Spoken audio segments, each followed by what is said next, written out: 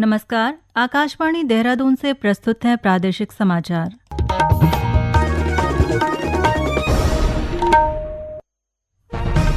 पहले मुख्य समाचार। रुद्रपुर में उत्तराखंड निवेश उत्सव आज, केंद्रीय गृह एवं सहकारिता मंत्री अमित शाह मुख्य अतिथि होंगे। पर्यटन मंत्री सतपाल महाराज ने केंद्रीय मंत्री गजेंद्र सिंह शेखावत से ऐतिहासिक स्थलों पर शोध का आग्रह किया। दिव्यांगजनों की राह आसान बनाएगा यश टू एक्सेस ऐप, मिलेगी सटीक जानकारी। रुद्रप्रयाग जिला प्रशासन दिव्यांगजनों को सुगमता प्रदान करने के लिए प्रतिबद्ध। और पौड़ी की जिलाधिकारी स्वाति एस भदौरिया ने मोहनचट्टी में आयुष्मान आरोग्य मंदिर का निरीक्षण किया। मिनी आयुर्वेद विलेज के रूप में विकसित करने के निर्देश दिए। प्रादेशिक समाचार के साथ मैं आशा भट्ट और अब समाचार विस्तार से।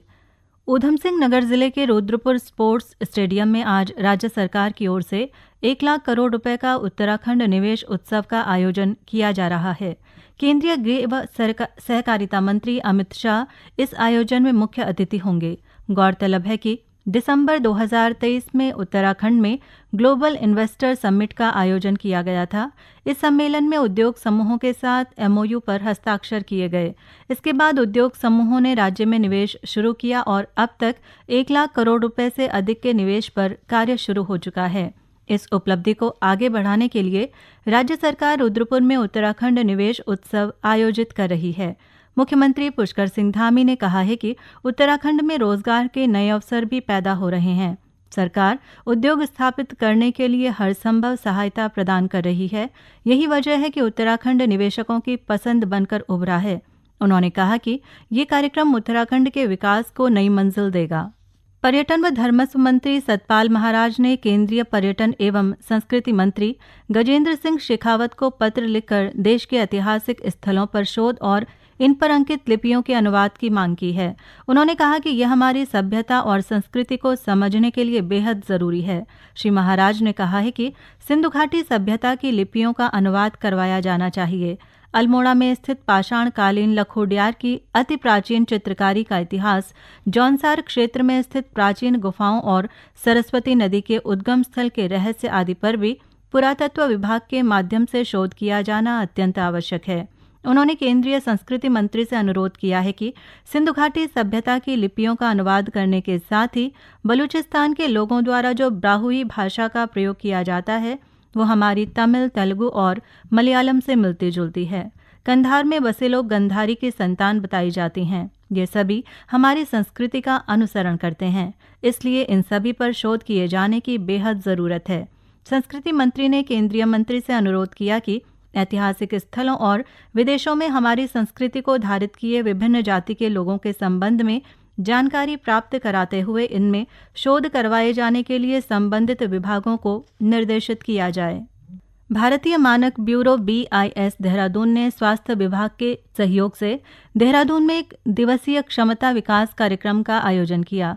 कार्यक्रम का उद्देश्य स्वास्थ्य विभाग के अधिकारियों और कर्मचारियों को गुणवत्ता, मानकीकरण, उपभोक्ता सुरक्षा व भारतीय मानक प्रणाली से अवगत कराना था।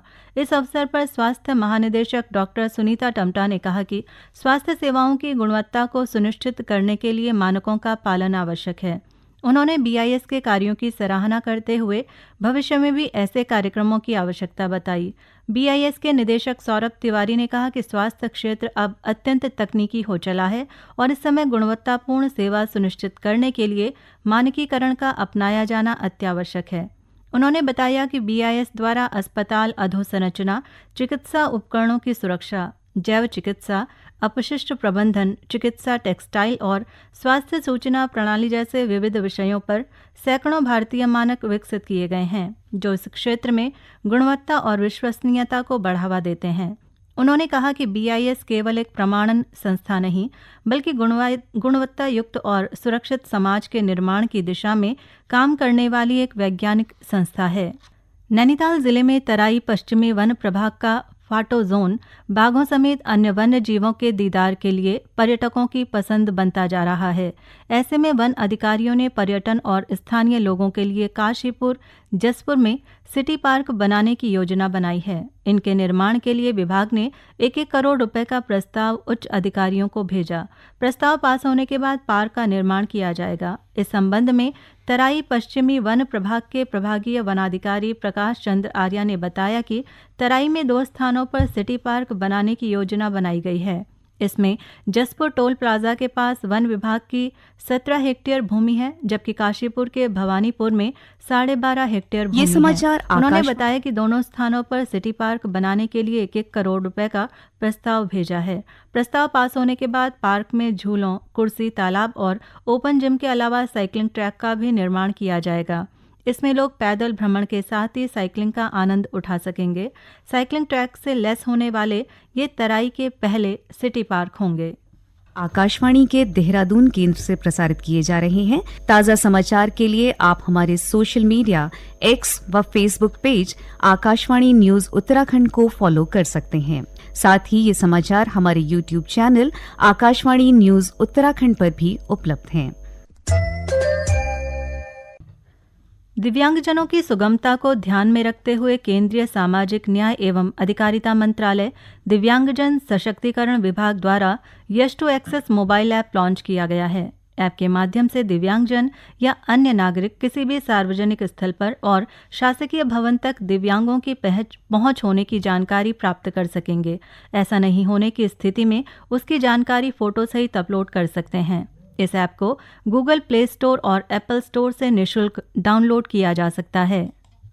यश टू एक्सेस मोबाइल ऐप दिव्यांगजनों के हित में एक महत्वपूर्ण डिजिटल माध्यम है जो उनकी दैनिक समस्याओं को शासन प्रशासन के संज्ञान में लाने में सहायक सिद्ध होगा। इस क्रम में रुद्रप्रयाग जिला प्रशासन की ओर से जिले के सभी शासकीय भवनों और सार्वजनिक स्थलों को दिव्यांगजन अनुकूल बनाने की दिशा में आवश्यक प्रयास किए जा रहे हैं। अधिकांश भवन दिव्यांगजन अनुकूल बना दिए गए हैं। ऐप को आम जनमानस तक पहुँचाने के लिए यश टू एक्सेस मोबाइल ऐप का व्यापक प्रचार प्रसार किया जा रहा है ताकि अधिक से अधिक लोग इस तकनीकी सुविधा का लाभ उठा सकें। जिले के सभी विभागों को अपने अधीनस्थ भवनों और परिसरों को दिव्यांगजन अनुकूल बनाने के लिए निर्देशित किया गया है, जिसमें शासकीय भवनों के प्रवेश द्वार व अन्य स्थानों पर व्हीलचेयर के अनुकूल रैंप और ढलान, रेलिंग, सीढ़ियों और रैंप्स के किनारे सहारे के लिए मजबूत रेलिंग आदि व्यवस्थाएं करने के प्रयास किए जा रहे हैं। आकाशवाणी देहरादून के लिए समाचार कक्ष से गीता नेगी। पौड़ी की जिलाधिकारी स्वाति एस भदौरिया ने आयुष विभाग के मोहन चट्टी में स्थित आयुष्मान आरोग्य मंदिर का औचक निरीक्षण किया। इस दौरान उन्होंने औषधि वितरण कक्ष, पंचकर्म कक्ष, टेस्ट लैब और योग केंद्र का जायजा लिया। उन्होंने इस क्षेत्र को पंचकर्म हॉल, पंचकर्म सहायक, योग केंद्र, हर्बल एरोमेटिक गार्डन आदि की समेकित योजना के साथ मिनी आयुर्वेद विलेज के रूप में विकसित करने के निर्देश दिए। जिलाधिकारी ने आयुष्मान आरोग्य मंदिर में शौचालय, पेयजल व्यवस्था, रजिस्टर, ओपीडी एवं लैब की स्थिति का भी निरीक्षण किया और कहा कि केंद्र में बेहतर स्वास्थ्य उपकरण उपलब्ध कराए जाएं। उन्होंने योग कक्ष के मार्ग को भी सुव्यवस्थित करने के आदेश दिए।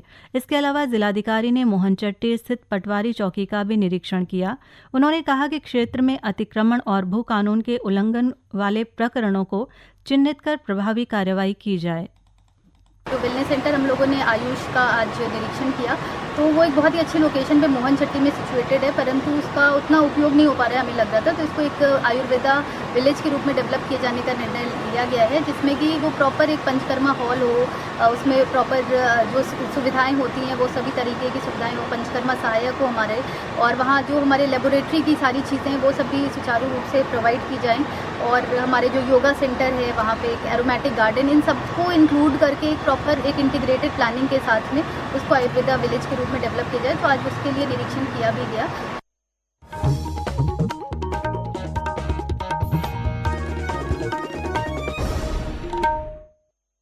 रुद्रपुर में उत्तराखंड निवेश उत्सव आज केंद्रीय गृह एवं सहकारिता मंत्री अमित शाह मुख्य अतिथि होंगे। पर्यटन मंत्री सतपाल महाराज ने केंद्रीय मंत्री गजेंद्र सिंह शेखावत से ऐतिहासिक स्थलों पर शोध का आग्रह किया। दिव्यांगजनों की राह आसान बनाएगा यश टू एक्सेस ऐप, मिलेगी सटीक जानकारी। रुद्रप्रयाग जिला प्रशासन दिव्यांगजनों को सुगमता प्रदान करने के लिए प्रतिबद्ध और पौड़ी की जिलाधिकारी स्वाति एस भदौरिया ने मोहनचट्टी में आयुष्मान आरोग्य मंदिर का निरीक्षण किया। मिनी आयुर्वेद विलेज के रूप में विकसित करने के निर्देश दिए। इसके साथ ही प्रादेशिक समाचार का ये अंक समाप्त हुआ। नमस्कार।